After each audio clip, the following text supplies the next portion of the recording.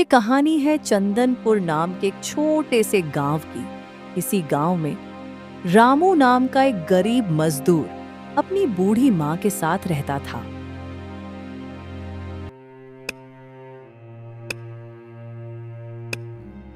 रामू, हाथ क्यों रोक रखा है? सूरज ढलने वाला है और आधा खेत अभी भी बाकी है। जल्दी काम खत्म कर। मालिक, आज मेरी तबीयत ठीक नहीं है। सुबह से कुछ भी नहीं खाया। थोड़ा आराम मिल जाता तो। हाय हाय, आराम? तू आराम करेगा तो भला काम कौन करेगा? मैं। चुपचाप काम पूरा कर, कोई घर नहीं जाएगा। रामू बुखार में भी लगातार काम करता रहा। उसके हाथ कांप रहे थे, लेकिन जमींदार को उस पर बिल्कुल दया नहीं आई। हे रब, बस आज का दिन किसी तरह निकल जाए। शाम होते होते काले बादलों ने पूरे आसमान को ढक लिया। तेज हवा चलने लगी और कुछ ही देर में मूसलाधार बारिश शुरू हो गई। काम खत्म हुआ? जी मालिक, हो गया। ठीक है, अब दफा हो जा और कल सूरज निकलने से पहले वापस आ जाना। जी। रामू पूरे दिन भूखा प्यासा रहा था। थका हुआ शरीर, तेज बारिश और घना अंधेरा। वह जल्दी जल्दी घर की ओर चल पड़ा, लेकिन बारिश इतनी तेज थी कि उसे रास्ता साफ दिखाई ही नहीं दे रहा था। अरे, ये मैं किस रास्ते पर आ गया? ये तो गांव का रास्ता नहीं है। चारों तरफ घना जंगल था। बिजली चमकती तो पेड़ों की डरावनी परछाइयां दिखाई देती और फिर सब कुछ फिर से अंधेरे में डूब जाता। हवा में अजीब सी सीटी जैसी आवाज गूंज रही थी। हे रब, अब क्या करूं? काफी देर भटकने के बाद रामू की नजर दूर एक पुराने कुएं पर पड़ी। कुएं के चारों तरफ काई जमी हुई थी। उसके पास कोई पेड़ पौधा भी नहीं उगता था।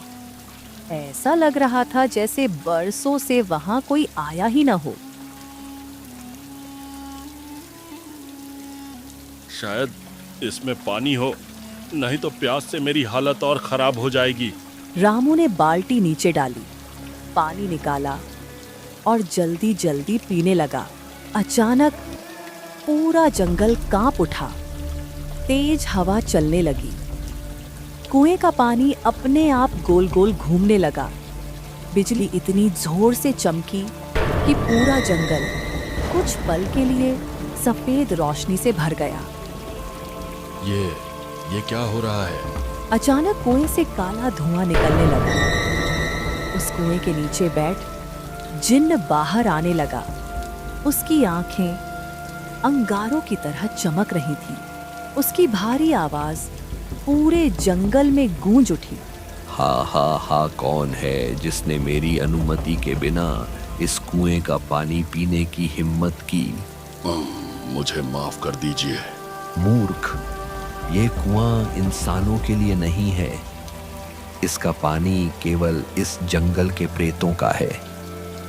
अब तुम्हें अपनी इस गलती की सजा भुगतनी होगी। नहीं नहीं मालिक, मुझसे गलती हो गई। मुझे सच में नहीं पता था। मैं बहुत गरीब हूँ, सुबह से कुछ नहीं खाया। जमींदार ने बीमार होने पर भी मुझसे रात तक काम करवाया। बारिश में रास्ता भटक गया। अगर मुझे पता होता कि ये आपका कुआं है तो मैं कभी पानी नहीं पीता। रामू की आंखों से आंसू बहने लगे। वह डर के मारे कांप रहा था। उसकी बातें सुन जिन्न को दया आ गई। लगता है तुम बाकी इंसानों जैसे लालची नहीं हो। इस बार मैं तुम्हें माफ करता हूँ, लेकिन याद रखना, इस कुएं के पास दोबारा कभी मत आना। जी, मैं वादा करता हूँ। इतना कहकर जिन्न ने अपना हाथ आगे बढ़ाया। अचानक लाल रंग की चमक पूरे जंगल में फैल गई। उस चमक के बीच एक सुंदर लाल कपड़ा दिखाई दिया। लो, इसे अपने पास रखो। जब भी किसी खाली बर्तन को इस कपड़े से ढककर कोई चीज मांगोगे, वह बर्तन उसी चीज से भर जाएगा। लेकिन शक्ति का इस्तेमाल केवल ईमानदारी और भलाई के लिए करना। अगर लालच किया तो मैं तुम्हें भी छोड़ूंगा। मैं आपका ये उपकार कभी नहीं भूलूंगा। रामूलाल कपड़ा लेकर जल्दी जल्दी अपने घर पहुंचा। दरवाजा खुलते ही उसकी माँ दौड़कर उसके पास आई। अरे रामू, तू इतनी देर से क्यों आया? मैं तो बहुत घबरा गई थी। माँ, आज तो मैं बाल बाल बचा। रामू ने अपनी माँ को सारी घटना बता दी। अगर ये सच है तो एक बार इसे आजमा कर देखते हैं। रामू ने एक खाली थाली रखी, उस पर लाल कपड़ा ढका, आंखें बंद करके बोला, हे जादुई कपड़े, हमें गरम गरम खाना चाहिए। अगले ही पल थाली के अंदर से खुशबू आने लगी। रामू ने जैसे ही कपड़ा हटाया, थाली तरह तरह के स्वादिष्ट भोजन से भरी हुई थी। अरे वाह वाह, हमारे तो भाग्य खुल गए। दोनों ने कई दिनों बाद पेट भरकर खाना खाया। अगली सुबह रामू ने उसी कपड़े की मदद से कुछ सुंदर मिट्टी के बर्तन और जरूरी सामान मंगवाया। उन्हें बाजार में बेचकर अच्छी कमाई हुई। धीरे धीरे उनकी गरीबी दूर होने लगी। उधर जमींदार दूर खड़ा ये सब देख रहा था। कल तक जिसके पास खाने के लिए कुछ नहीं था, आज उसके पास इतने पैसे कहां से आ गए? जरूर कोई बड़ा राज छिपा है। उस रात तेज बारिश एक बार फिर शुरू हो चुकी थी। वह जमींदार चुपचाप रामू की खिड़की से देखने लगा। तो यही है वो राज। अब मैं बताता हूं इस गरीब को। रामू की सोने के बाद जमींदार उसकी घर में घुस गया। उसने वह लाल कपड़ा उठाया और गुस्से में बोला, अगर ये कपड़ा नहीं रहेगा तो रामू फिर से गरीब हो जाएगा। इतना कहकर उसने गुस्से में लाल कपड़े के कई टुकड़ों में कर दिया, फिर चुपके से वहां से निकल गया। अगली सुबह रामू की माँ ने फटा हुआ कपड़ा देखा। रामू, जल्दी इधर आ। क्या हुआ माँ? देख, हमारा जादुई कपड़ा। रामू ने देखा कि लाल कपड़ा पूरी तरह फट चुका था। ये किसने किया होगा? बेटा, ये किसी जलने वाले का काम है। अब हम क्या करेंगे माँ?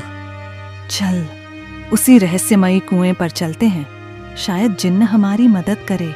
दोनों फिर उसी जंगल की ओर चल पड़े। उस दिन भी आसमान में काले बादल छाए हुए थे।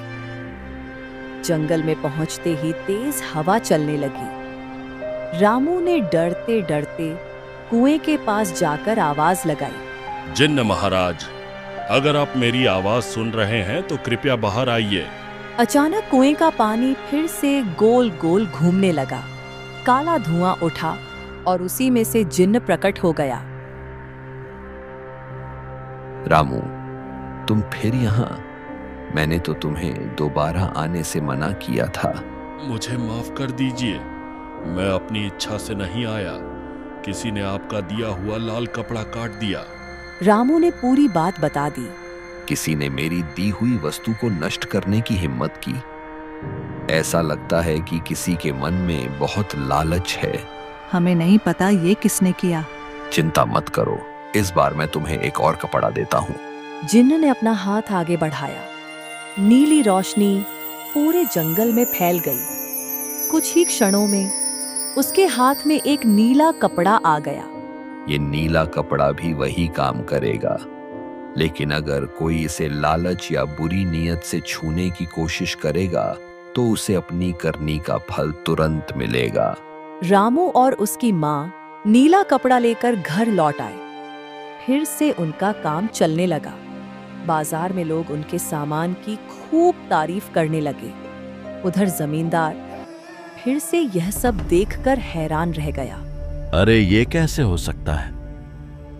मैंने तो उसका जादुई कपड़ा काट दिया था। लगता है इसके पास कोई दूसरा जादू भी है। आज रात सब पता चल जाएगा। रात होते ही जमींदार एक बार फिर चुपके से रामू के घर में घुस गया। उसने धीरे से नीला कपड़ा उठाया। अब देखता हूं तेरा जादू कैसे चलता है। जैसे ही उसने कपड़े को फाड़ने की कोशिश की, अचानक पूरे कमरे में नीली चमक फैल गई। बिजली जोर से कड़की और अगले ही पल जमींदार एक गधे में बदल गया। ढेंचू, ढेंचू, अरे मुझे बचाओ। गधे की आवाज सुनकर रामू और उसकी माँ जाग गए। अरे, हमारे घर में गधा कैसे आ गया? मैं हूं तुम्हारा जमींदार। मुझसे बहुत बड़ी गलती हो गई। लाल कपड़ा मैंने ही काटा था। तो ये सब तुम्हारी करतूत थी? लालच का यही परिणाम होता है। मैं अपनी गलती मानता हूं। मुझे माफ कर दो। मुझे वापस ठीक कर दो। रामू और उसकी माँ उसे लेकर फिर उसी कुएं के पास पहुंचे। रामू ने जिन्न को पुकारा। जिन्न फिर प्रकट हो गया। हाँ हाँ हाँ हाँ, तो तू है जिसने मेरे कपड़े को फाड़ने की हिम्मत की। अब मैं तुझे नहीं छोड़ूंगा। मुझे माफ कर दीजिए। लालच ने मेरी बुद्धि छीन ली थी। मैंने बहुत गलत किया। हर इंसान को अपनी गलती सुधारने का एक मौका मिलना चाहिए। इसे ठीक कर दीजिए। ठीक है, अगर तुम दोबारा इंसान बनना चाहते हो तो तुम्हें अपनी सारी जमीन गांव के गरीब लोगों में बांटनी होगी और आज के बाद किसी गरीब पर कभी अत्याचार नहीं करोगे। अगर तुमने अपना वादा तोड़ा तो फिर हमेशा के लिए गधे में बदल जाओगे। मैं वचन देता हूं, आज से मेरी सारी जमीन गांव के गरीब लोगों की होगी और मैं कभी किसी के साथ बुरा व्यवहार नहीं करूंगा। जिन्न ने अपना हाथ उठाया। नीली रोशनी जमींदार के चारों ओर फैल गई। कुछ ही क्षणों में वह फिर से इंसान बन गया। धन्यवाद। मैं अपनी गलती कभी नहीं दोहराऊंगा। अगले ही दिन जमींदार ने पूरे गांव के सामने अपना वादा निभाया। उसने अपनी जमीन गरीब लोगों में बांट दी और सबके साथ प्रेम और सम्मान से रहने लगा।